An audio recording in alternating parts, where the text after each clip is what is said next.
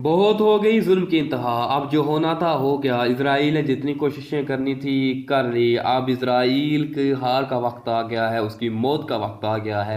अस्सलाम वालेकुम वरहमतुल्लाहि वबरकातुहू। मेरा नाम है तैयब रफ़ीक और आप देख रहे हैं T R reaction house.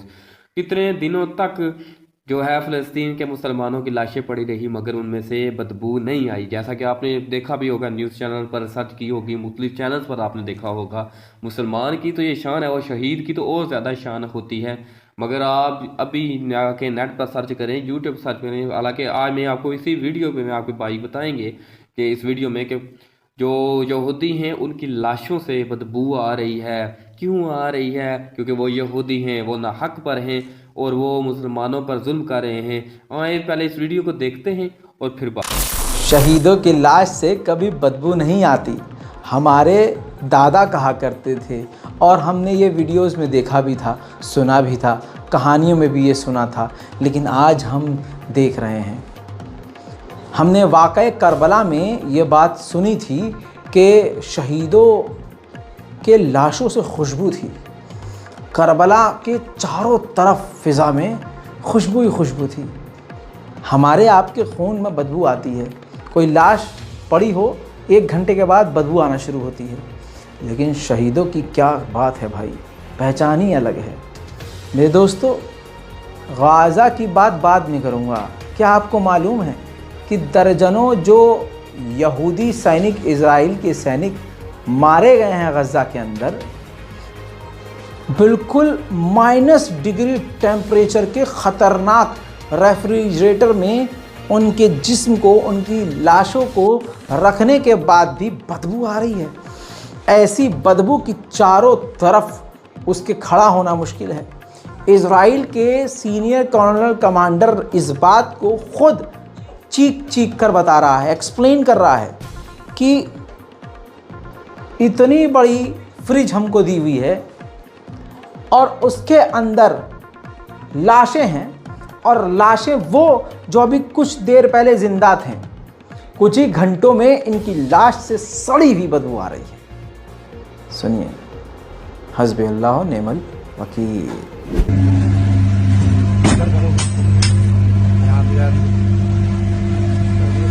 Ahora vamos a entrar a otra de las miren, mi amor, un niño chico, un bebé o un niño chico, ¿cuánto es un metro? Lo fue asesinado a sangre fría. Toda esta gente no puedo comentar eso de dónde, pero es de uno de los kibutzim, un kibutz que llegó al norte del país. Un bus que llegó al norte del país.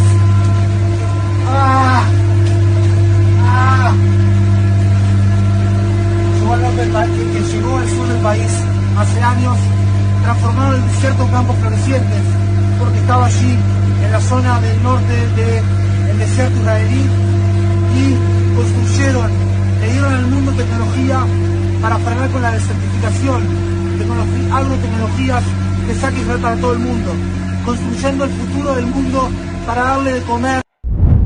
अल्लाह अकबर। वहीं Gaza में बिना refrigerator के कई कई दिन तक लाशें रखी हुई हैं, बदबू नहीं है। लाशें कई दिन तक मलबों के नीचे दबी हैं, कस्तूरी खुशबू आ रही है। कस्तूरी खुशबू, ये गाज़ा के लोग खुद चीख चीख कर कह रहे हैं कि हमारे शहीदों की लाशों में से खुशबू आ रही है। मेरे दोस्तों, ये होती है शहीदों की पहचान। दोस्तों, यकीन नहीं आ रहा है, टिकटॉक बहुत चल रहा है वहाँ पर। टिकटॉक पर ये देखिए टॉप में क्या चल रहा है, Gaza dead bodies smells Musk, यानी कस्तूरी खुशबू आ रही है। गाज़ा में मरने वाले लोगों के जिस्म से, उनकी डेड बॉडी से कस्तूरी खुशबू, और ये चीज़ सोशल मीडिया पर भी ट्रेंड कर गई है। जर्मनी का एयरफोर्स का कमांडर इज़राइल पहुंचा है। जो बात मैं कह रहा हूं उस पर आप ध्यान नहीं दे रहे हैं। दुनिया की तमाम बड़ी शैतानी ताकतें इस वक्त शैतान इज़राइल के साथ हैं। किसके खिलाफ? मुट्ठी भर गाज़ा के खिलाफ। तब भी परवरदिगार, तब भी अल्लाह उनके साथ है। वो कुछ घंटे पहले मर कर सड़ रहे हैं और गाज़ा के लोग शहीद होकर महक रहे हैं। साउथ अफ्रीका को मैं अपने 30 लाख सब्सक्राइबर की तरफ से शुक्रिया अदा करता हूं और झुककर सलाम करता हूं कि जो आपने किया वो कोई अरब मुल्क नहीं कर पाया।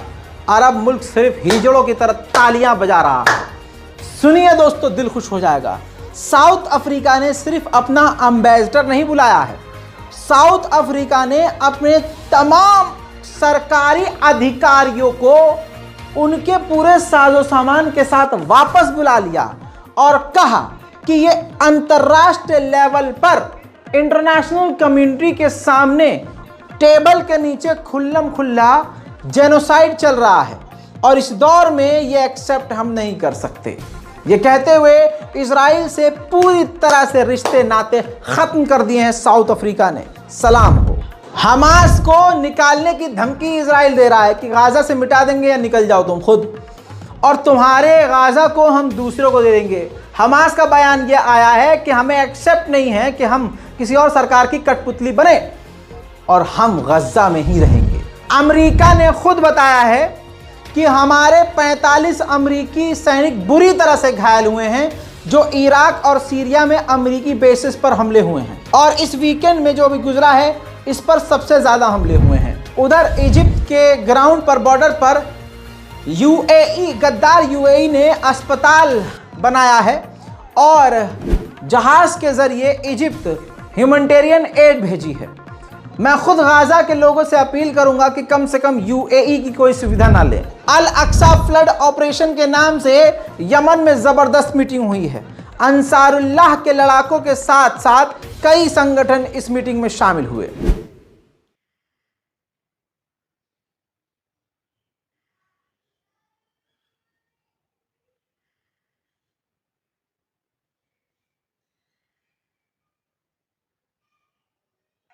جهود الجميع للانتصار لهذه القضية المركزية المحورية كقضية مصيرية. اليوم نقولها بكل صدق وبكل إيمان لستم. وهذا ما نراه الآن واضحا في دعم محور المقاومة للمجاهدين الفلسطينيين، حتى صارت المعركة هي معركة المحور وليست معركة الفلسطينيين وحدهم، فمن لبنان إلى اليمن للمعركة دعما وتأييدا للمقاومة في فلسطين.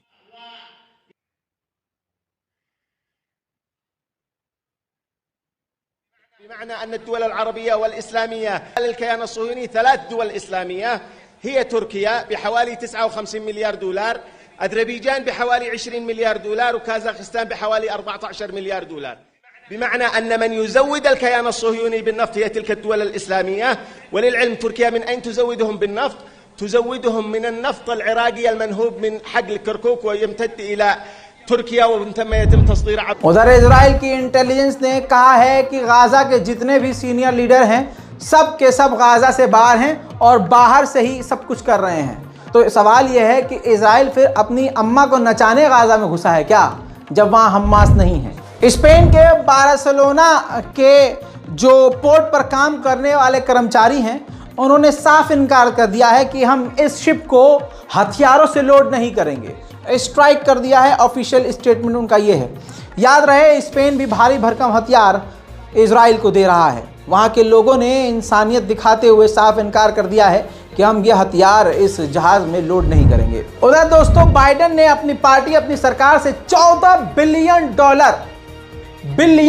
14 बिलियन देने की रिक्वेस्ट की है कि इजराइल को दे जाएं ताकि वो अपना बचाव कर सके। और हथियार कहने का मतलब ये है कि भैया बचाव कुछ नहीं, गाजा का पूरी तरह से, फिलिस्तीन का पूरी तरह से सफाया कर सके। इस पूरी रिपोर्ट पर आपकी राय क्या है, नीचे अपने कमेंट जरूर छोड़िएगा। चैनल प्यारे दोस्तों, जैसा कि आपने अभी देखा इस वीडियो में, अब बताने की कोई ज़रूरत तो रही नहीं। मेरे ख्याल से आपको समझ तो आ गई होगी कि अब तो जीत सिर्फ मुसलमानों की है। इजराइल पूरी तरह से मिट चुका है। सारे मुल्क जान गए हैं कि ये धोखा कर रहा है, उससे अलग हो चुके हैं।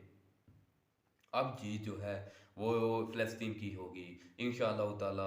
आपसे दुआ है कि आप भी दुआ करें, मैं भी दुआ करता हूँ। अल्लाह पाक से दुआ है कि फ़लस्तीन के मुसलमानों की हिफाजत फरमाए। इसी तरह इस वीडियो को शेयर कीजिएगा ताज़ा से ज़्यादा लोग इस बात को जान सकें।